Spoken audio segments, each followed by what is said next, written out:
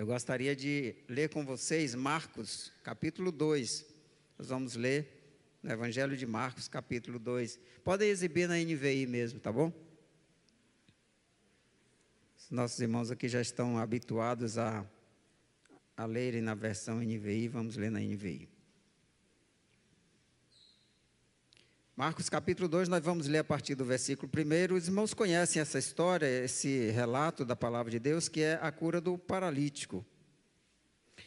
Poucos dias depois, tendo Jesus entrado novamente em Cafarnaum, o povo ouviu falar que ele estava em casa. Então muita gente se reuniu ali, de forma que não havia lugar nem junto à porta, e ele lhes pregava a palavra. Vieram alguns homens, trazendo-lhe um paralítico carregado por 4 deles. Não podendo levá-lo até Jesus por causa da multidão, removeram parte da cobertura do lugar onde Jesus estava e, através de uma abertura no teto, baixaram a maca em que estava deitado o paralítico. Vendo a fé que eles tinham, Jesus disse ao paralítico: Filho, os seus pecados estão perdoados. Estavam ali alguns mestres da lei, raciocinando em seu íntimo: por que esse homem fala assim? Está blasfemando. Quem pode perdoar pecados a não ser somente Deus? Jesus, percebendo logo em seu espírito que era isso que eles estavam pensando, e lhes disse: por que vocês estão remoendo estas coisas em seus corações? Que é mais fácil dizer ao paralítico: os seus pecados estão perdoados, ou levante-se, pegue a sua maca e ande. Mas para que vocês saibam que o Filho do Homem tem na terra a autoridade para perdoar pecados, disse ao paralítico: eu lhe digo, levante-se, pegue a sua maca e vá para casa. E levantou-se, pegou a maca e saiu à vista de todos. Até aqui ao versículo 12, né? Eles ficaram atônitos e glorificaram a Deus, dizendo: nunca vimos nada igual. Até o verso 12, essa história é bastante conhecida, desse milagre que Jesus realizou ali em Cafarnaum.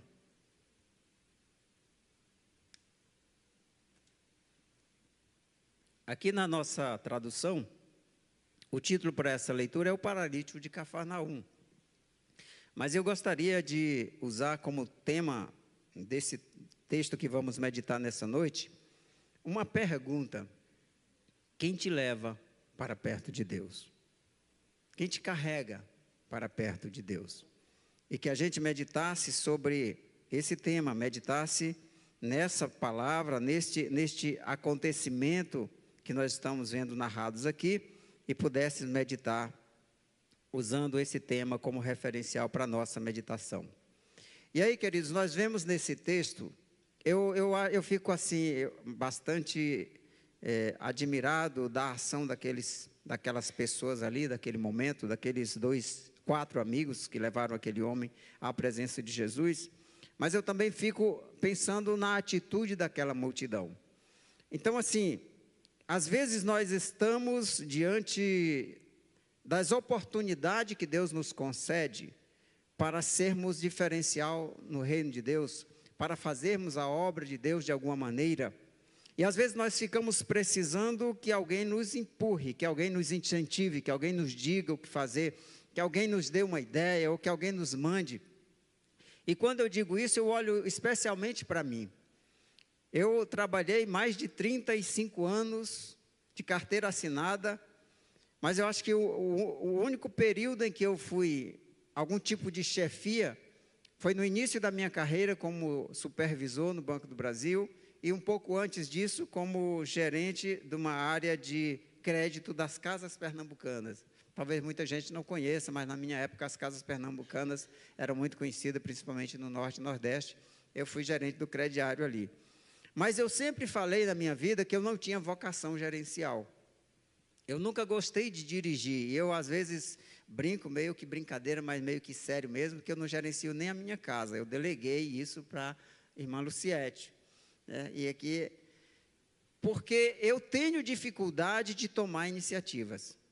Eu tenho dificuldade de fazer as coisas que precisam ser feitas. E aí, quando eu vim para cá, eu conversei com o pastor Botelho e falei: olha, eu já sou pastor há algum tempo, já estive com o pastor Inesilo, já estive em Sobradinho com o pastor Elienay, Já estive ali no Guará com o pastor Elias, estou vindo para cá para estar cooperando com essa igreja, mas eu gostaria que você me dissesse, pastor, o que eu tenho que fazer. Se você me disser, me der a tarefa, eu vou dar o meu jeito, eu vou querer fazer, mas eu não sou aquela pessoa que tem iniciativa.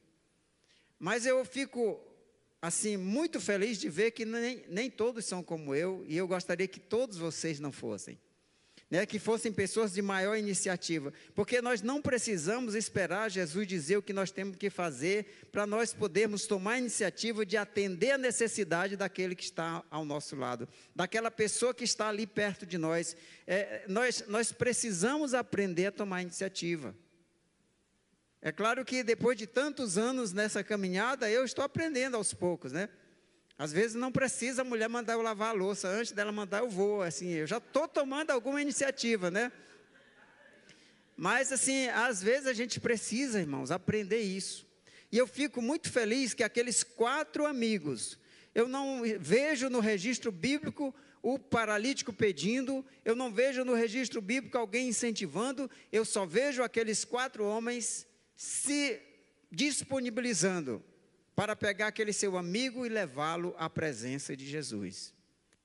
E aí eu acho que esse é o grande chamado para cada um de nós, que nós estejamos sempre dispostos a estar pegando aquele nosso amigo, tomando pela mão, tomando pela maca e levando ele à presença de Jesus.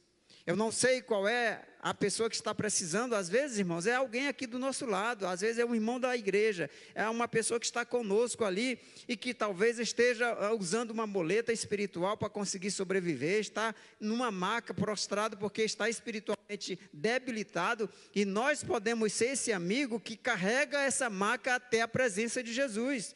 Essa pessoa que coloca esse irmão, essa irmã no ombro e apoia ela nessa sua muleta espiritual, mas vamos caminhar até onde está Jesus, para que Jesus faça o milagre na vida dessa pessoa.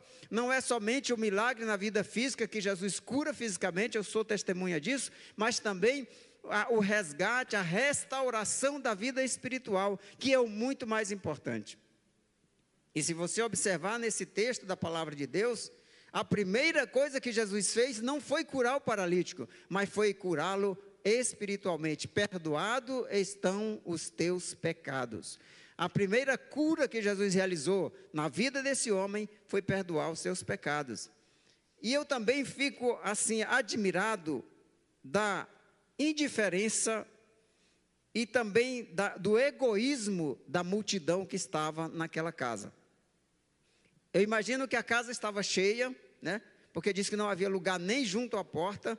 Eu imagino que talvez por fora da casa tivesse pessoas talvez tentando entrar, ou aglomerado tentando ver o que estava acontecendo. Eu sei que havia ali uma multidão compacta.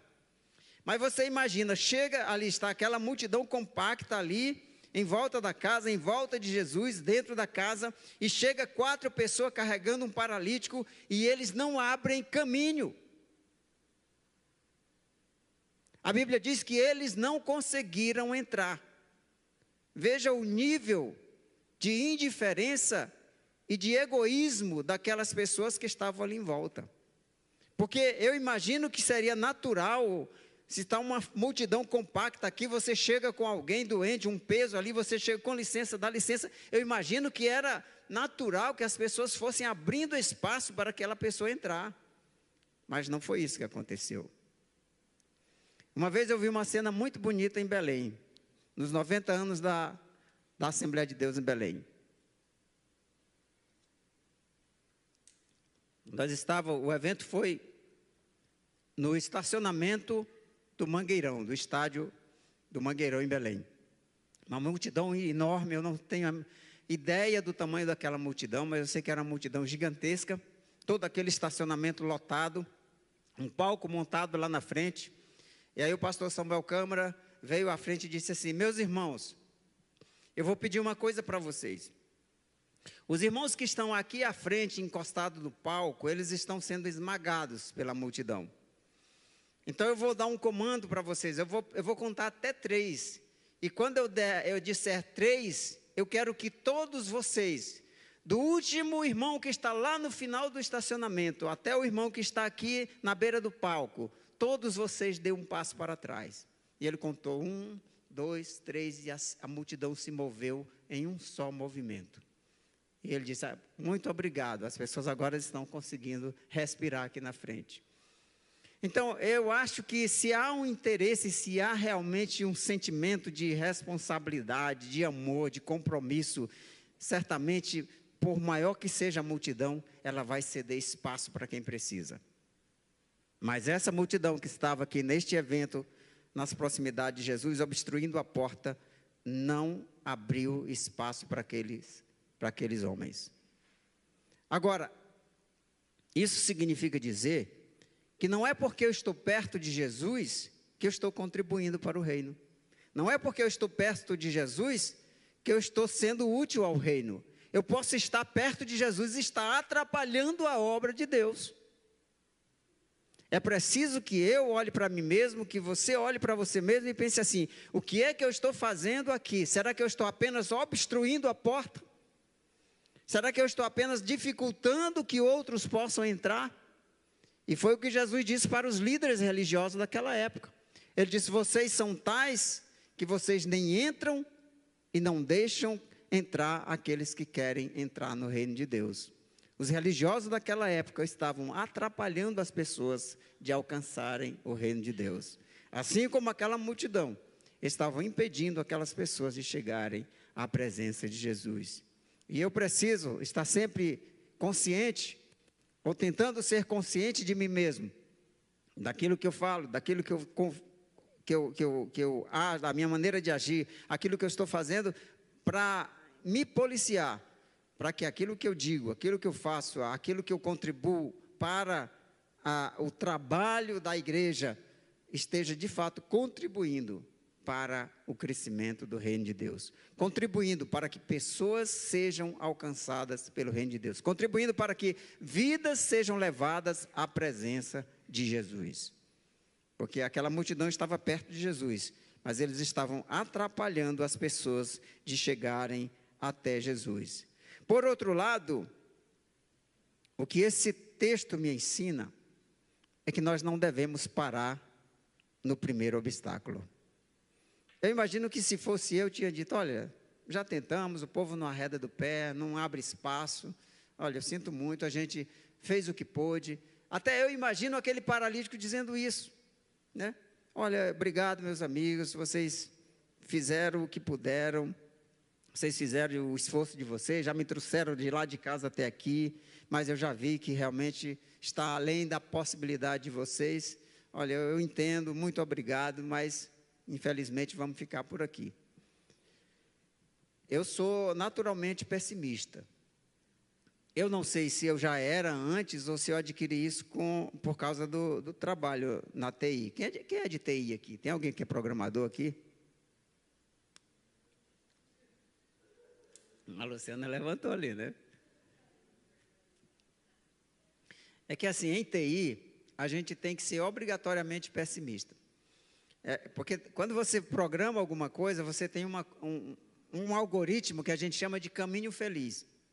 O que é o caminho feliz? É como as coisas deveriam ser do começo ao fim para dar certo aquilo que você queria.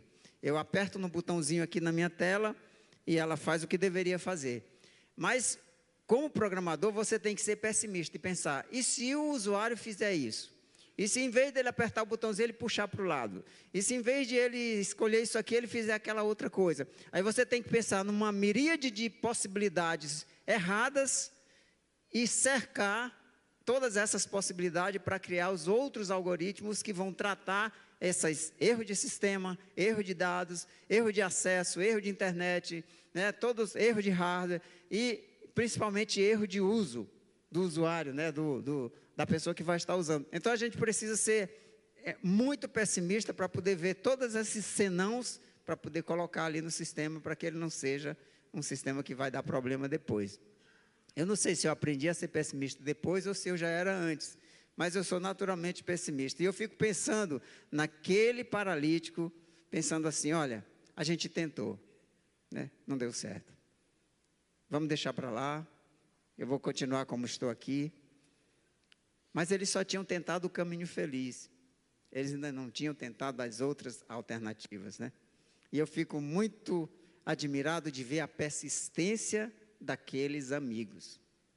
Dizer, não, nós não vamos desistir aqui, Jesus está ali dentro, está tão pertinho, a multidão não deixa a gente passar, mas nós vamos encontrar uma forma de chegar até Jesus. E aí pensam daqui, pensam dali, aí se a gente descer por cima do telhado, né? Às vezes a gente pensa que foi fácil, né? Não, foi só tirar umas telhazinhas dali. Olha, irmãos, as construções ali naquela região do Oriente Médio, elas não são feitas de telhas como a gente conhece aqui. Normalmente é madeira, é algum tipo de fibra, possivelmente argila por cima da fibra. Abrir aquele telhado não foi fácil. E detalhe, era para passar, não era um corpo pendurado. Às vezes a gente vê nos filmes essa cena desse momento, e a gente vê a pessoa abre um buraquinho, alguém mete a cabeça ali, depois o paralítico já está aos pés de Jesus ali. Mas tiveram que abrir um buraco para passar uma maca. Um buraco enorme naquele telhado. Eu fico imaginando Jesus pregando aqui, ensinando, e o barro caindo ali no meio. E aí Jesus olha para cima e o pessoal mexendo lá, arrancando madeira, arrancando barro, o barro caindo, e Jesus, pois é, como eu estava ensinando e tal, e aí de repente, cai um monte de barro ali, todo mundo para, olha, e Jesus, pois é, como eu estava dizendo, e Jesus continua ensinando, até que a maca desce na frente dele. E aí a Bíblia diz que ele, vendo a fé daquelas pessoas, falou ao paralítico, perdoado estão os teus pecados. Finalmente, ele chega à presença de Jesus, né? Por causa da insistência, da persistência daqueles amigos. Não devemos permitir que os obstáculos sejam desculpas para que nós deixemos de fazer aquilo que nós entendemos que devemos fazer para Deus. Não devem ser desculpas para que nós deixemos de fazer aquilo que Deus colocou no nosso coração para fazer para o seu reino ou para alguém que está ao nosso lado. Os obstáculos não são desculpas, irmãos.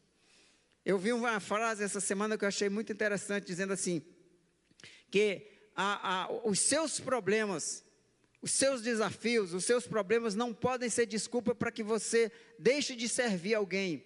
E aí a frase continuava, Jesus lavou os pés dos discípulos enquanto estava indo para a cruz. Então, nós não podemos permitir que os obstáculos que nós vamos de fato ter à nossa frente, sejam impedimentos que venham nos impedir, nos parar de fazer aquilo que Deus propôs no nosso coração para o seu reino. E é claro que os problemas existem, que eles virão. É claro que a multidão não vai facilitar para você. Não espere alguém abrir o caminho para você. Encontre as saídas, encontre alternativas. Nós somos chamados para sermos criativos. Deus é criativo e Ele espera que nós sejamos criativos, tanto na nossa vida natural, como na nossa vida ministerial, como nossa atuação dentro do reino. Deus nos deu a capacidade de sermos inteligentes e criativos para encontrarmos soluções para os problemas que nós vamos encontrar.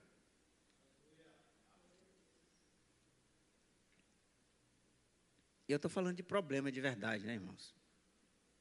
Porque se tem uma coisa que crente é especialista em arranjar problema onde não existe, sabe? Falar nisso, o problema do estacionamento foi resolvido?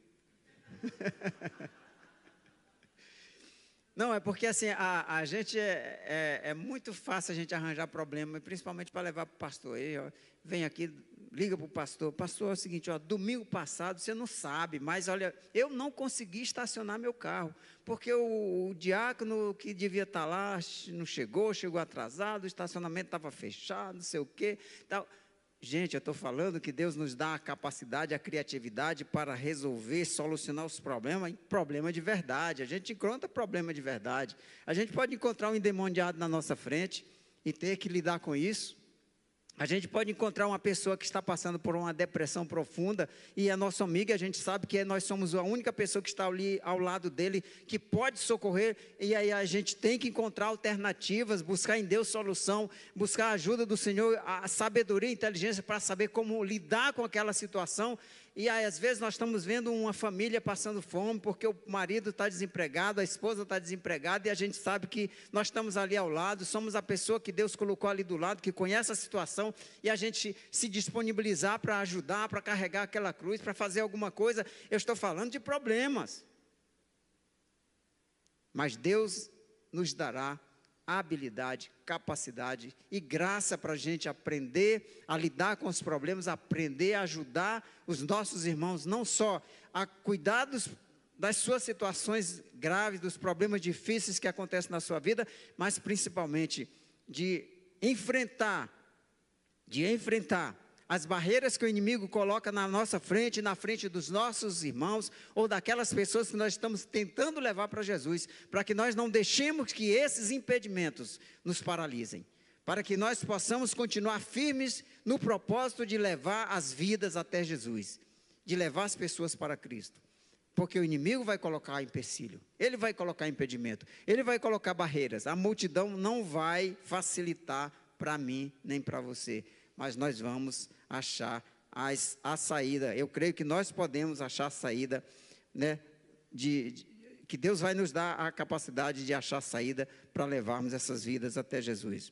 Na maioria das vezes, irmão, nós vamos encontrar pessoas que, conscientemente ou inconscientemente, elas são impedimentos ao nosso propósito de levar pessoas a Jesus. Então, quando se trata de reino de Deus, vai haver oposição. A Bíblia é muito clara quanto a isso. Jesus disse que o inimigo vai se opor a nós, e as pessoas também vão se opor a nós, porque não amam a Deus, e porque, por conta disso, também não amam a nós, porque Jesus mora em nós. E vão tentar ser impedimento. Assim, mas não bastasse as nossas próprias falhas, porque nós temos mesmo, não bastasse a nossa própria falta de confiança, nossos medos, comodismo, tudo aquilo que muitas vezes bate no nosso coração, tem também os outros, que às vezes nos desanimam, que nos decepcionam, que não nos ajudam, que não cooperam, que atrapalham. E aí, se você já tem uma tendência a ser pessimista, a coisa só vai piorar. Eu fico imaginando quantas vezes aquele paralítico talvez puxou para trás, quando aqueles amigos tentaram levar eles para Jesus. Porque você imagina a vida de um paralítico hoje, já não é fácil. Uma pessoa que tem problema de mobilidade, hoje já não é fácil. Mas ele tem facilidade já, tem cadeiras elétricas, né? A maioria dos lugares tem rampa, acessibilidade, os prédios já estão sendo adaptados para facilitar a vida dele. Você imagina como era naquela época, para uma pessoa que tinha problema de mobilidade. Agora você imagina a quantidade de tristeza, de amargura, de decepção que aquela pessoa carregava. Nós vemos aquele paralítico no tanque de Betesda, quando Jesus chega para ele e pergunta: você quer ser curado? O que é que ele diz? Quero, Senhor, quero caminhar, né? Não, ele começa a se lamuriar. Ele está cheio de amargura, está cheio de decepção. Olha, Senhor, olha, você quer saber? Eu estou aqui há tanto tempo. Eu sei que quando a água é mexida ali, alguém vai ser curado, mas quem disse que eu consigo chegar lá? Quando eu consigo me arrastar até lá, outro já entrou. Não tem ninguém para me colocar, ninguém se interessa por mim, ninguém cuida de mim, né? Ninguém procura me ajudar. Então, essas pessoas, geralmente, elas estão amarguradas. Elas estão com o coração endurecido. E ainda tem aquelas pessoas que estão ali à volta, que só vão atrapalhar um pouco mais.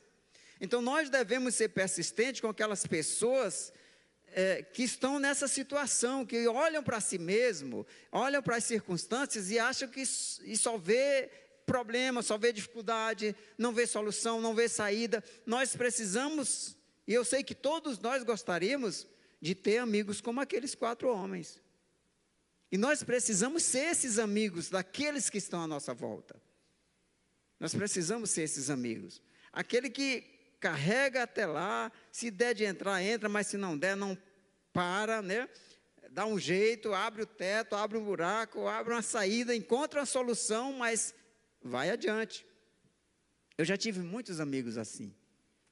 Até mesmo quando foi para eu me aposentar, agora já há pouco tempo, uma pessoa que eu nem conhecia de perto assim, mas cruzávamos nos corredores do do ministério algumas vezes, ela era mais próxima do diretor, da secretaria, e às vezes ela falava comigo e ela ficava dizendo, olha, não é o tempo ainda, não é a hora ainda, calma, calma que tem coisa melhor, espera um pouquinho e tal. E ela foi me ajudando, e aí depois foi dando as dicas, aí depois mostrava quais eram as instruções que eu devia ler, para eu saber como fazer.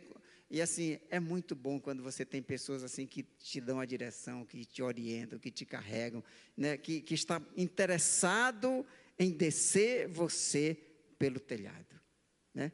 Está interessado em levar você à solução, que está interessado em fazer com que você de fato chegue até a presença de Jesus. E eu sei que nós devemos ser esse amigo, essa pessoa que se interessa. Quando levamos alguém até a presença de Jesus, ele vai fazer algo maior do que nós estávamos pensando.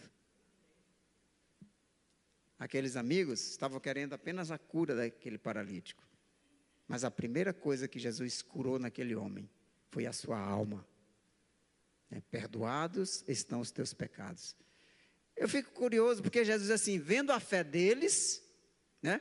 Vendo a fé deles, ou seja, dos 5, eu imagino, né? Vendo a fé deles, falou para o paralítico, perdoados estão os teus pecados. Interessante, né? A fé era de todos, mas perdoados só foi de um. E eu fico imaginando, por que seria isso? Agora aqui já sou eu imaginando, né? Aqui não é teologia, mas apenas eu pensando aqui. Eu imagino que aqueles 4 estavam bem com Deus. Aqueles 4 eram pessoas de Deus. Eram pessoas que estavam junto de Deus, que estavam com a sua vida espiritual em dia.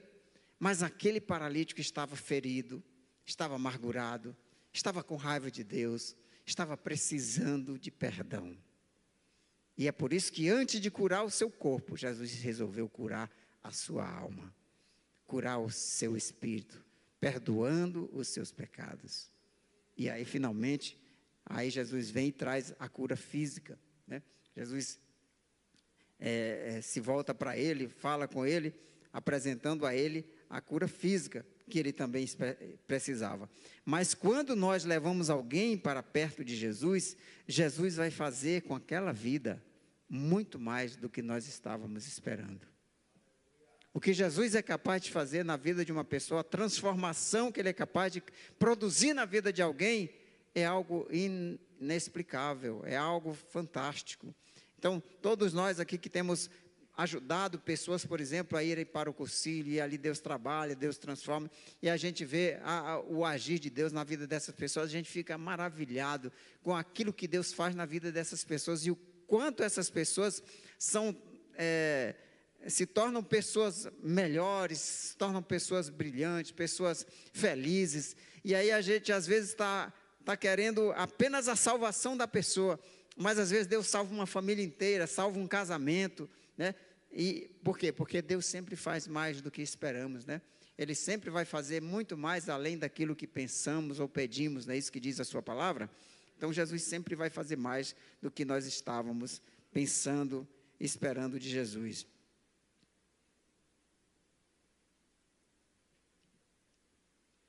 A mesma multidão que atrapalha alguém de se aproximar de Jesus, facilmente abre caminho para a pessoa sair da presença de Jesus. Olha o que diz o versículo final aqui. Verso 12. E levantando-se ele, e tomando logo o leito, saiu da presença de todos, de sorte que todos admirados glorificavam a Deus, dizendo, nunca vimos tal coisa. Como é que é? Quer dizer que não deu problema nenhum para aquele homem sair com a cama na mão ali, no meio daquela multidão que não deixou ele entrar. Perceberam como não teve dificuldade? Não disse assim, ele tentou sair, mas não deixou, a multidão não deixou, tinha muita gente ali na porta, tinha muita gente enchendo o espaço, não deu para ele sair, porque afinal ele estava com a cama na mão, estava difícil sair, ele teve que ficar ali. A Bíblia diz que ele pegou a sua cama e saiu, e não mostra nenhuma dificuldade para ele sair daquele lugar. A mesma multidão que bloqueia o teu acesso a Jesus, é a mesma multidão que vai facilitar a tua saída da presença dele. Então a gente precisa ter cuidado Em que multidão nós estamos inseridos? Quem é que está à nossa volta? Quem é que está nos influenciando? A quem estamos ouvindo? Porque é muito fácil as pessoas bloquearem o teu acesso a Jesus, mas essas mesmas pessoas vão facilmente te induzir a sair da presença dele. Não vão dificultar de maneira nenhuma, vão facilitar você sair da presença de Jesus. Então nós precisamos ver quem que está nos cercando. Isso serve para nós refletirmos sobre a influência que estamos recebendo das pessoas à nossa volta, dos meios de comunicação, né? Que às vezes formam um paredão nos mantendo afastados de Jesus, e a gente às vezes nem percebe que nós estamos sendo bloqueados, que aquilo está nos bloqueando o nosso acesso à presença de Deus, o entretenimento, as amizades. Então, a gente precisa refletir, o que é que essas pessoas, essas coisas estão fazendo com a nossa mente, com o nosso coração? Será que eles estão realmente nos abrindo o caminho, facilitando o nosso acesso a Ele, ou estão bloqueando o nosso acesso? Ou até facilitando que nós nos afastemos dEle? Nós precisamos refletir. Como é que está a nossa vida? Como é que ela está acontecendo? O que nos influencia? O que nós estamos ouvindo? Que conselhos nós estamos ouvindo? Quais são as vozes que nós estamos ouvindo? Porque essa multidão pode estar tentando nos afastar de Jesus, facilitando que a gente se afaste de Jesus.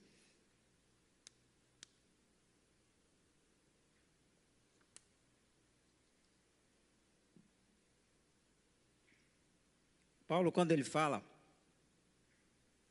aos Tessalonicenses, primeira carta de Paulo aos Tessalonicenses, essa carta foi escrita porque Paulo teve que sair fugido da cidade por causa da perseguição, e depois as pessoas já não estavam reconhecendo totalmente a autoridade de Paulo ali, começando a questionar a autoridade de Paulo. Paulo teve que escrever a primeira carta para eles, para mostrar o agir de Deus na vida deles, por meio dele, Paulo. E aí Paulo ele usa 4 metáforas para falar do trabalho que ele fez ali. A primeira metáfora que Paulo usou foi a metáfora do mordomo. Embora o texto não fale sobre isso, o texto fala que ele levou ali para aquela comunidade a palavra de Deus, um tesouro de Deus, e ele, Paulo, era responsável por isso. Ele se sentia impelido a levar o reino de Deus para aquele lugar, para aquelas pessoas. A segunda metáfora e a terceira, ele fala de pai e mãe. Ele disse que ele foi amoroso com eles como uma mãe, mas foi firme como um pai. E a quarta metáfora, ele faz a metáfora do atalaia, que ele diz que o atalaia é aquele que é responsável por anunciar as coisas do reino. Nós não devemos deixar que o mundo nos influencie a ponto de nós esquecermos quem nós somos. Hoje, quando falávamos, foi o nosso núcleo de convivência hoje, foi um dos últimos, né? Domingo, já encerrando aqui o primeiro texto que nós estamos vendo no núcleo de convivência, estamos falando sobre o novo nascimento, sobre vida eterna, vida espiritual, e nós estávamos falando uma pergunta que fazia esse seguinte questionamento: como você explica a expressão está no reino, aliás, está no mundo e não ser do mundo, né? E nós falamos a questão, o exemplo que eu consigo ver, que é bíblico também, o exemplo do diplomata, né? De um embaixador, né? Obrigado, um embaixador. A Bíblia diz que nós somos embaixadores de Deus aqui na terra, né? Então, além de nós sermos esse mordomo que tem um tesouro nas mãos, esse tesouro que nós temos é a palavra de Deus, é o Espírito Santo que nós temos para levar as pessoas, nós também temos a responsabilidade, como Paulo, de sermos cuidadosos, amorosos, né? De sermos verdadeiramente como uma mãe espiritual para as pessoas que estão à nossa volta, para as pessoas que nós precisamos levar a Jesus, mas também sermos firmes, não sermos lenientes, não sermos coniventes com o pecado, com o erro, como um pai que cuida, que corrige. Mas nós temos que ser também esse arauto que realmente leva a palavra da verdade, que não esconde a palavra, que sabe da responsabilidade que tem de fazer com que as pessoas escutem aquilo que o rei quer que elas escutem, que elas fiquem sabendo O arauto, na época de Paulo, era como hoje o diário oficial da União, o diário oficial dos estados. Tudo tinha que ser publicado para que se tornasse conhecido de todos, as leis, as decisões. Então, o arauto tinha que levar aquela mensagem, não só notícias, novidades, mas principalmente leis, decretos, para que fosse conhecido de todos. Então, nós temos os decretos de Deus sob a nossa responsabilidade e precisamos levar até as pessoas. Elas precisam ouvir o que Deus tem para dizer para elas, né? E somos esses embaixadores de Deus que estamos aqui na terra. E é interessante que o embaixador, e eu comentei isso hoje, por exemplo, peguemos o exemplo da Embaixada dos Estados Unidos ali no plano.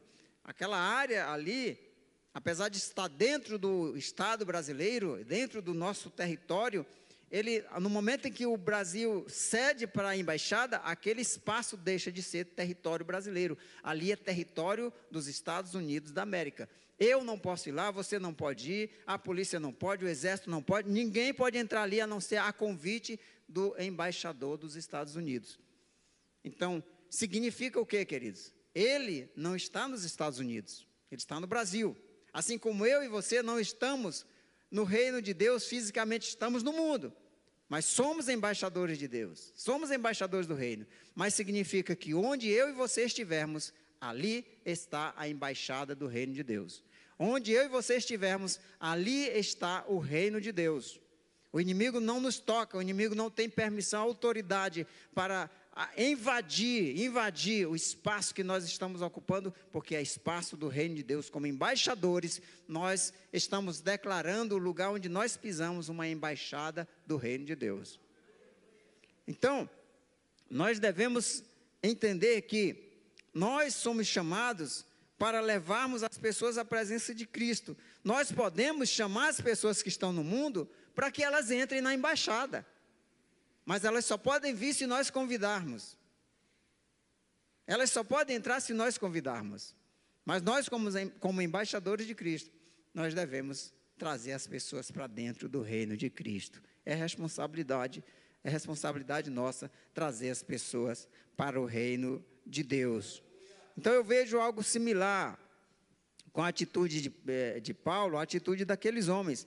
Eles botaram, assim, eles tiveram aquele amor, né, aquele cuidado. Talvez tiveram que falar duro com ele quando ele estava desanimando, dizendo, não vou mais.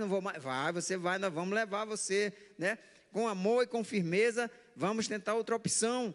Então, eu sei que muitas vezes, né, nós temos que ser amorosos, mas temos que ser firmes para ajudar as pessoas a saírem do erro. Mas nós precisamos fazer isso com o amor de mãe. Com o amor de mãe. Mas com a responsabilidade de um embaixador. Com a responsabilidade de um arauto.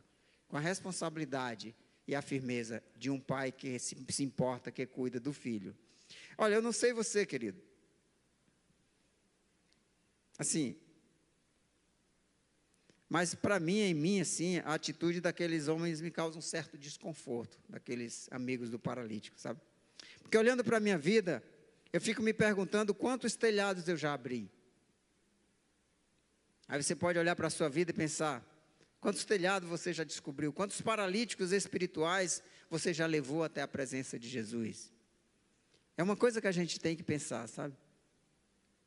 Será que eu estou me interessando pelos paralíticos espirituais, os doentes espirituais que eu estou vendo à minha volta? Será que eu estou disposto a subir no telhado, abrir o telhado e descer essas pessoas até a presença de Jesus? Ou simplesmente eu esbarro na primeira barreira, na primeira multidão, no primeiro obstáculo e digo, olha, eu fiz a minha parte, deixa para lá, não era da vontade de Deus. Isso aí é porque isso aí deve ter nascido para se perder mesmo. Isso aí não nasceu para ser salvo, não. Deve estar predestinado ao inferno, isso aí. Será que é assim que acontece comigo e com você? Que assim, olhando para a minha vida, eu percebo que talvez não foram muitos os telhados que eu abri, sabe? Por isso a atitude deles me incomoda. Mas eu tenho uma boa notícia. Se isso mexe com você, isso mexe comigo. Mas se isso mexe com você também, eu tenho uma boa notícia.